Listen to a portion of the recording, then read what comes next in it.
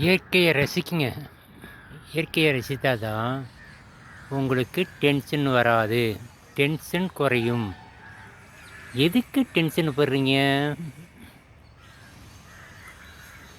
நீ என்ன வரப்போது என்ன ஒரு பல கோடி ரூபா கொண்டு வந்தீங்களா? இல்லை போகும்போது ஏதாவது ஒரு பல கோடி ரூபா கொண்டு போக போகிறீங்களா? ஒன்றும் இல்லை. இந்த நாட்டில் நோய் நொடி இல்லாமல் கை கால் நல்லபடியாக நல்லா சந்தோஷமான வாழ்க்கை இருந்தாவே அதுவே உங்களுக்கு பெரிய சொத்து தான். சொத்து தேவை தான், இருந்தாலும் அளவுக்கு அதிகமான சொத்து தேவையில்லை. ஒரு மனுஷனுக்கு எவ்வளோ சொத்து தேவையோ அவ்வளோ இருந்தால் போதும். புரியுதுங்களா? உன் மகனுக்கு, பேர பிள்ளைக்கு, கொள்ளு பேரனுக்கு இதெல்லாம் நீங்கள் சேர்க்க வேண்டிய அவசியம் இல்லை. அவன் வளர்ந்தானா அவன் சேர்த்துப்பான், அவன் புத்திச்சலைந்தான் அவன் இன்னும் உன்னோட பெரிய ஆளாகுவான். புரியுதா? சும்மா லைஃப்பை டென்ஷன் பண்ணிட்டு உடம்புக்கு எடுத்துக்காதீங்க. லைஃப்புங்கிறது ஒரு குறிப்பிட்டது தான்.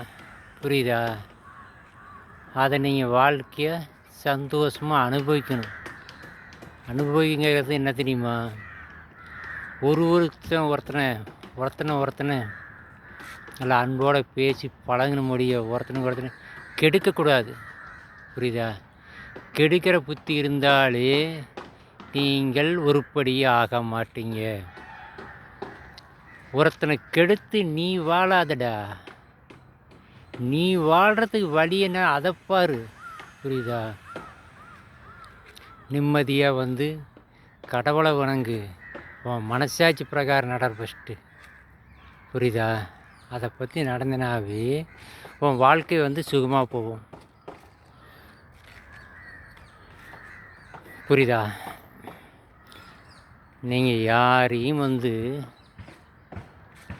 துன்புறுத்தாதீங்க. உன் மனசில் ஒருத்தன் மனசில் காயம் படுற மாதிரி நடந்துக்காதீங்க. அதே உங்களுக்கு பெரிய வியாதி. புரியுதா?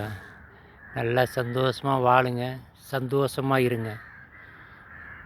நீ போய் கட்டையில் போய் சேர்ற வரைக்கும் கை கால் உடம்பு நோய் நொடி இல்லாமல் நல்லா சந்தோஷமாக இருந்தால் அதையே ஒரு பெரிய நிம்மதி, பெரிய கோடீஸ்வரம், பல கோடீஸ்வரனுக்கு அதிபதியே அதுதான்டா. ப்ளீஸ்.